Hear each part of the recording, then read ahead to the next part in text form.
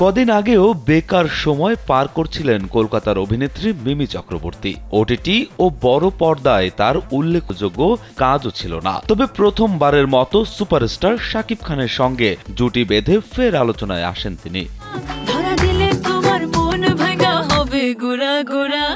তুফান cinema যেন নতুন করে তার ভাগ্য পরিবর্তন করে দিল। এ সিনেমার গানে পারফর্ম করে নজর কেড়েছেন এই অভিনেত্রী। এরপরই যেন ভাগ্যের চাকা আবারও ঘুরতে শুরু করেছে তার। অভিনয়ের ব্যস্ততা বেড়ে গেছে মিমির।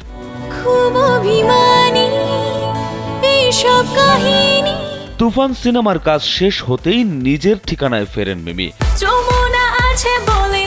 যমুনা রেফ্রিজারেটর, খাবার ফ্রেশ তো লাইফ জম্পেশ।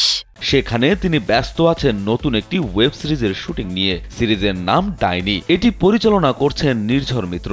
এই সিরিজ দিয়েই ওটিটি ইন্ডাস্ট্রিতে পা রাখছেন মিমি।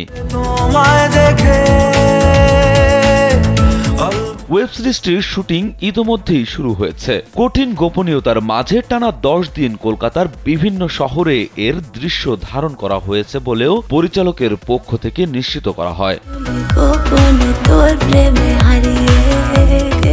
সিরিজটিতে মিমি আসলে কেমন চরিত্রে অভিনয় করছেন সে বিষয়ে এখনো নিশ্চিত হওয়া যায়নি, তবে ভারতীয় গণমাধ্যমে দেওয়া এক সাক্ষাৎকারে অভিনেত্রী জানান বড় চমক নিয়ে হাজির হচ্ছেন তিনি। মনে রাখার মতো একটি কাজ হতে যাচ্ছে ডাইনি।